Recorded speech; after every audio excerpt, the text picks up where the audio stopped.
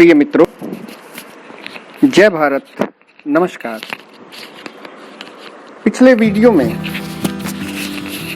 Need of uniting Hinduism को आपने बहुत पसंद किया, आपने कमेंट्स के लिए उत्साह बढ़ाया एवं कुछ मित्रों ने व्हाट्सएप पर मुझसे इसको लेकर के प्रश्न भी पूछे हैं। धन्यवाद। परंतु मित्रों, जो भी आपके प्रश्न हैं, कमेंट्स हैं, कृपया उन्हें आप नीचे के कमेंट बॉक्स में लिखेंगे तो अन्य मित्र एवं व्यूअर्स भी उसके साथ में जुड़ जाएंगे और अपना कीमती ज्ञान भी हमसे साझा कर पाएंगे और हमें अधिक ज्ञान मिलेगा। हम भी उसके ज्ञान एवं अनुभव से लाभ उठाएंगे। मेरे एक बचपन के सहपाठी मित्र, आज से 55 वर्ष पूर्व गुल्ली डंडा पतंग वाले मित्र श्री विनोद मनचंदा जी ने मुझसे 3 प्रश्न पूछे हैं। बहुत बहुत शुक्रिया। तो जैसा मैंने कहा था मनचंदा जी, यह पूरा वीडियो आपके उन तीनों प्रश्नों को समर्पित है। पहला प्रश्न है आपका व्हाट आर सॉल्यूशंस, दूसरा प्रश्न है where we are going wrong एवं तीसरा प्रश्न है व्हाट आर आवर फॉल्ट्स। इन तीनों प्रश्नों का उत्तर बहुत ही विस्तृत है, परंतु आपने 10-12 मिनट के वीडियो में इन तीनों प्रश्नों का उत्तर मैं अपने सीमित ज्ञान से सीमित स्थान में देने का प्रयत्न करता हूं। पहली बात तो मित्रों, इस बात को हम समझ ले कि हिंदू रिलीजन एवं हिंदुइज्म में ये तीनों चीजें बिल्कुल अलग अलग हैं, मुख्तलिफ हैं। ये अलग कॉन्सेप्ट है। मैंने उपरोक्त वीडियो में मात्र हिंदुइज्म की बात की है। शेष 2 बिंदुओं पर फिर की भी अन्य वीडियो में बात करूंगा। मैंने हिंदुइज्म के टूट कर बिखरने की बात की है। यह लगातार बिखर रहा है, बिखर चुका है।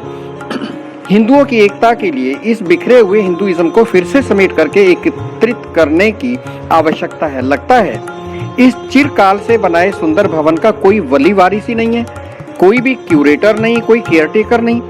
शेष जितने भी धर्म हैं उनकी एक सेंट्रल अथॉरिटी होती है जिसकी बात, जिसकी आज्ञा सभी फॉलोवर्स को माननी आवश्यक होती है। जैसे ईसाई धर्म के पोप पॉल, स्थान वाटिकन, रोम।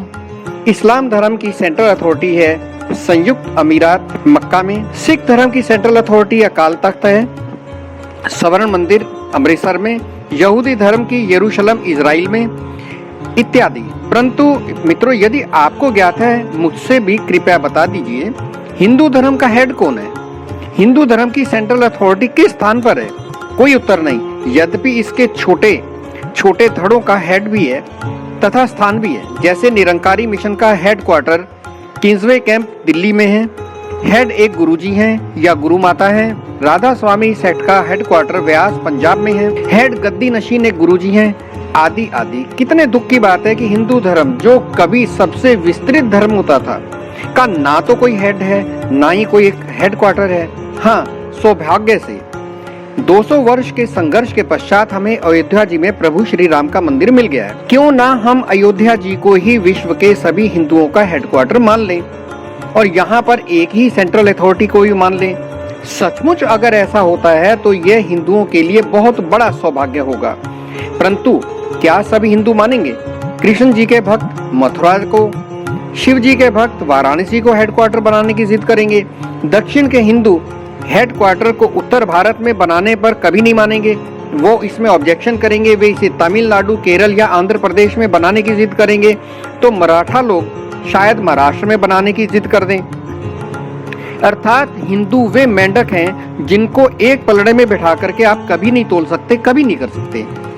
तो मित्रों, अन्य धर्मों की एक सेंट्रल अथॉरिटी होती है जो कि बहुत पावरफुल होती है। सचमुच में तो यह एक पैरेलल गवर्नमेंट होती है। इतिहास गवाह है, ईसाई धर्म की चर्च तो कभी कभी ब्रिटेन के राजा से भी अधिक ताकतवर थी। वह राजा को हुक्म दे सकती थी और सजा भी सुना सकती थी। किंग हेनरी 6 शायद यही थे, किंग हेनरी 6 ही थे। जब उनको उनकी प्रेमिका एनी बोलिन से विवाह करने पर चर्च ने राजा को मृत्यु दंड दिया और हेनरी तथा उसकी प्रेमिका एनी बोलिन का सिर सरेआम धड़ से अलग कर दिया गया। मुझे कभी इतिहास में नहीं मिला कि हिंदू धर्म में कोई कभी अथॉरिटी थी, कहाँ थी।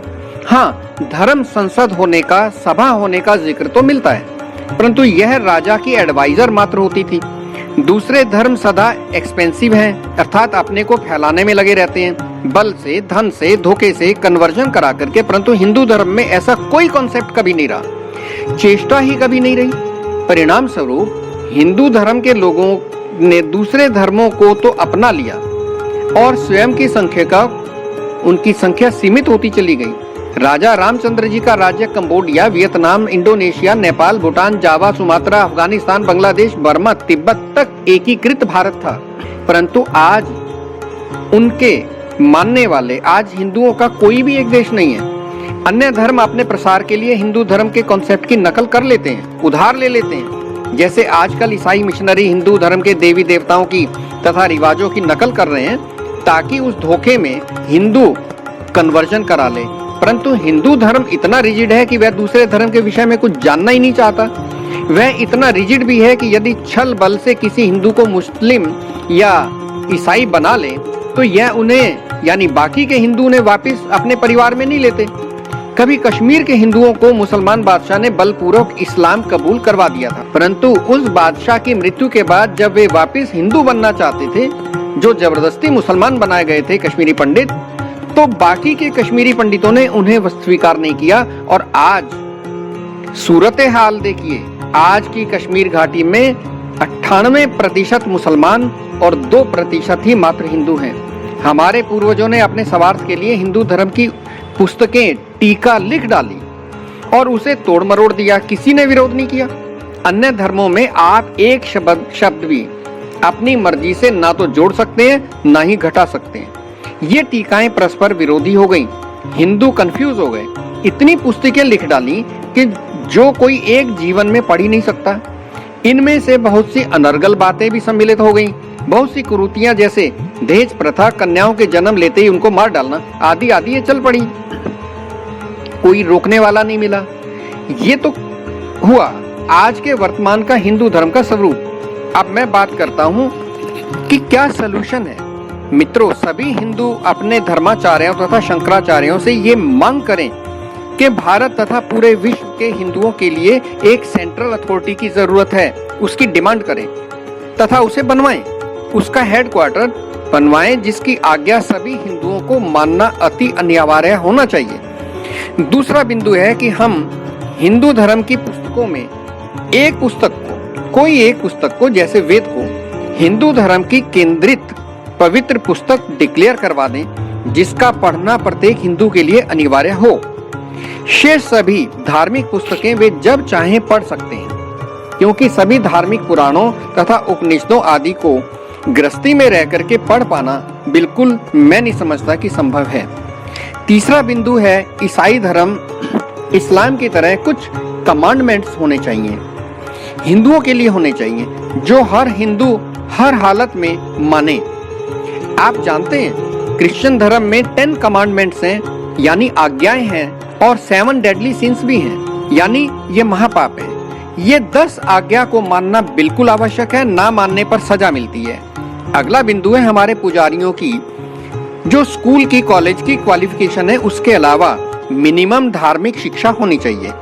स्कूल कॉलेज ये अलग बात है, उनकी समय समय पे धार्मिक ट्रेनिंग भी होनी चाहिए। कौन करवाए? सेंट्रल हिंदू अथॉरिटी या सेंट्रल उनकी रीजनल अथॉरिटी। और उस अथॉरिटी के बिना ये धर्माचार्य पुजारी कोई नया रिवाज या फरमान बिल्कुल जारी ना करें। ये कुछ बेसिक बिंदु हैं। सेंट्रल हिंदू अथॉरिटी अपनी अन्य नियमावली भी बना सकती है तथा समय समय पर उसमें प्रावधान कर सकती है। विनोद मनचंदा जी, अब तीसरा और अंतिम प्रश्न जो आपने पूछा है, प्रश्न है व्हाट आर आवर फॉल्ट्स, यानी कि हमारी गलतियां क्या हैं। कुछ कसूर हमारा है भी और कुछ नहीं भी है। जब हम हिंदू स्वयं ही कंफ्यूज्ड हैं तो हमारा क्या कसूर है। परंतु जब हम आरंभ पसंद हों, लालच में या डर से उचित अनुचित का अंतर नहीं करते तो हम कसूरवार हैं। एक तो बात यह है मनचंदा जी कि हम हिंदू अपने तथा अन्य देशों में पैसे के पीर यानी लालची, आराम पसंद, आलसी, डरपोक माने जाते हैं और उचित अनुचित की बजाय ईर्ष्या तथा कन्वीनियंस की ओर झुक जाते हैं। इस धारणा में कितनी सत्यता है ये तो आप मित्र लोग स्वयं ही निर्णय कर लीजिए।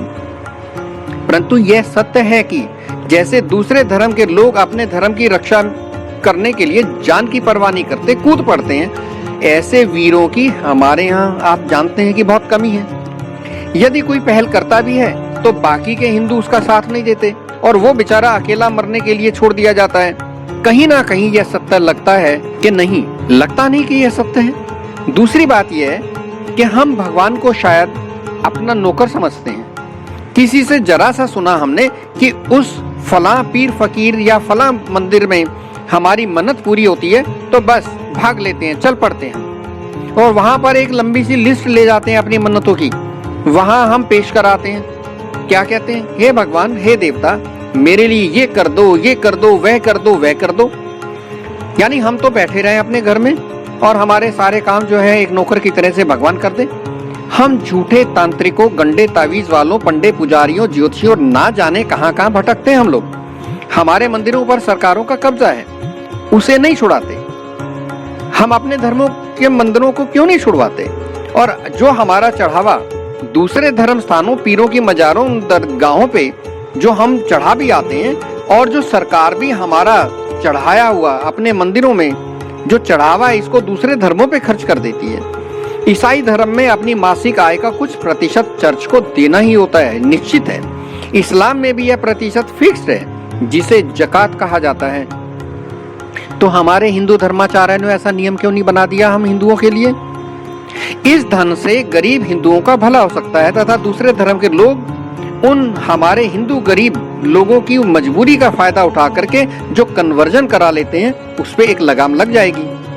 हिंदू धर्म में शास्त्र के साथ साथ शस्त्र की भी आवश्यकता है। सिख धर्म के लोगों को कृपाण रखने की छूट है, तो हिंदू धर्म के लोगों ने अपनी रक्षा के लिए ऐसे किसी शस्त्र रखने की छूट की मांग अभी तक क्यों नहीं की? Here we are going wrong। हमें अपनी पहचान को बरकरार रखते हुए अपनी युवा पीढ़ी की जरूरतों को समझना है। ये नहीं कि हमने उनकी जरूरतों को नहीं समझना, उनकी मजबूरियां हैं, उनको जॉब नहीं मिल रहे, वो बेचारे कैसे समय निकाल करके अपने करियर बनाते हैं। उनकी जरूरतों, समय और इच्छाओं के अनुसार धर्म को ढालने की आवश्यकता है, अर्थात प्राचीन तथा नवीन का सम्मिश्रण होना बिल्कुल जरूरी है। क्योंकि धर्म, हमारा हिंदू धर्म स्टैटिक नहीं है, वो डायनेमिक है। वो समय के अनुसार, आवश्यकता के अनुसार परिवर्तन करता है, चेंज होता है, उसमें अमेंडमेंट किया जा सकता है। तो मनचंदा जी, अपने अल्प ज्ञान एवं समझ के आधार पर मैंने आपके इन 3 प्रश्नों के उत्तर देने की कोशिश की है। यदि कोई मित्र इस पर एवं अपनी समझ के आधार पर जो आगे कुछ कहना चाहें तो हम अपने चैनल पर उसे कैमरा के सामने भी बोलने की सुविधा दे सकते हैं। मेरे एक स्टूडेंट पार्थ वत्स ने भी कुछ सवाल पूछे हैं। समय अभाव के कारण, क्योंकि जो एक वीडियो है वो 10, 12, 15, 13 मिनट के आसपास के, इससे ज़्यादा नहीं बना सकते, तो उनके भी कुछ प्रश्न हैं जो उन्होंने व्हाट्सएप पे पूछे हैं। मैं अगली अपनी वीडियो उनके प्रश्नों से संबंधित बनाना कोशिश करूंगा कि मैं उनके भी उत्तर आपको इसी प्रकार से दे पाऊं। तो मित्रों, आज इतना ही शेष फिर, और जय भारत, नमस्कार, फिर मिलते हैं।